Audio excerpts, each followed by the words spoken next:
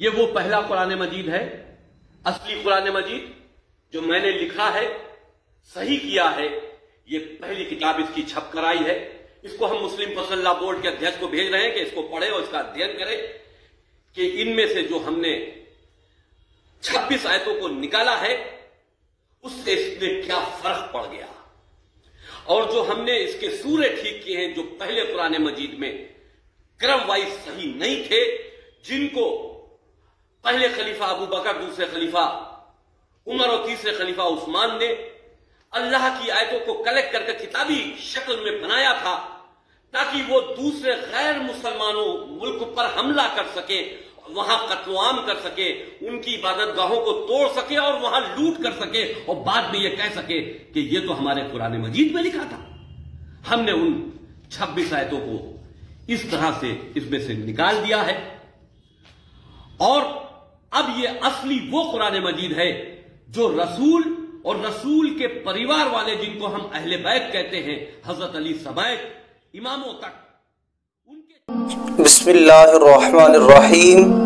یہ جو آپ نے ویڈیو کے اندر دیکھا ہے کہ ایک بندہ کہہ رہا ہے کہ میں نے قرآن کی اب تصحیح کر دی ہے، اب اس کے اندر جو آیات اضافی تھی وہ نکال دی ہے۔ اللہ تعالیٰ نے قرآن مجید کے اندر جب ارشاد فرما دیا اِنَّا نَحْنُ نَزَّلْنَا الذِّكْرَ وَإِنَّا لَهُ لَحَافِظُونَ، کہ بے شک ہم نے یہ قرآن اتارا ہے اور ہم خود اس کے نگہبان ہیں۔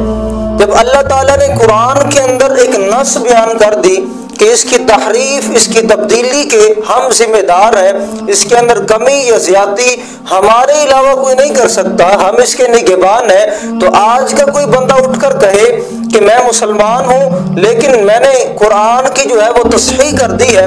قرآن پہلے مکمل نہیں تھا یا قرآن کے اندر اضافی آیات تھی تو میں نے اس کے اندر رد و بدل کیا اور دوبارہ اس کی جو ہے وہ نیو ایڈیشن جو چھاپ دیا، یہ اس کی بات بالکل بھی درست نہیں ہے۔ جب رب نے قرآن کے اندر ارشاد فرما دیا،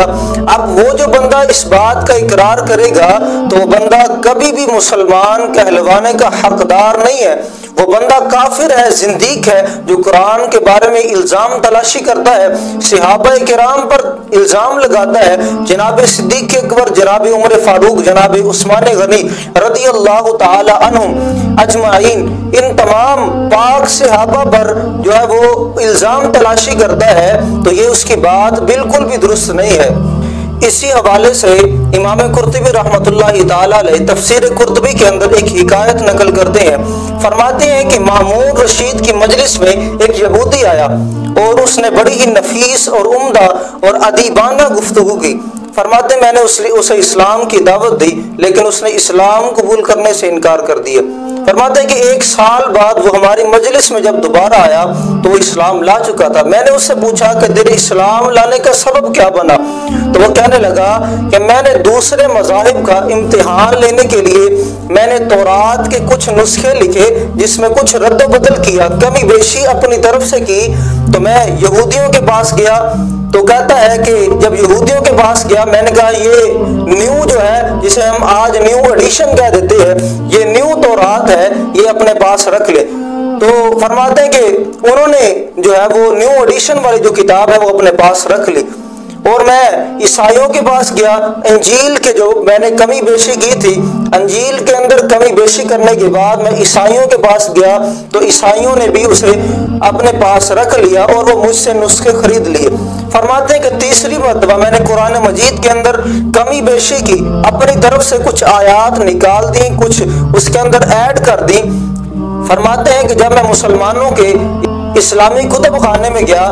کہ فرماتے ہیں کہ مسلمانوں نے مجھ سے وہ نسخے لینے سے انکار کر دیا اور کہنے لگے کہ اس میں تو تبدیلی کی گئی ہے، یہ تو ہمارا قرآن نہیں ہے، ہمارے قرآن کے اندر یہ آیات ہے کہ اندر جو لکھ دیا گیا ہے یہ محفوظ ترین ہے۔ تو کہتا ہے کہ میں نے اس وقت سے جان لیا کہ یہ اتنی محفوظ کتاب ہے قرآن مجید، تو میں اس کے بعد ایمان لے آیا اور میں مسلمان ہو گیا۔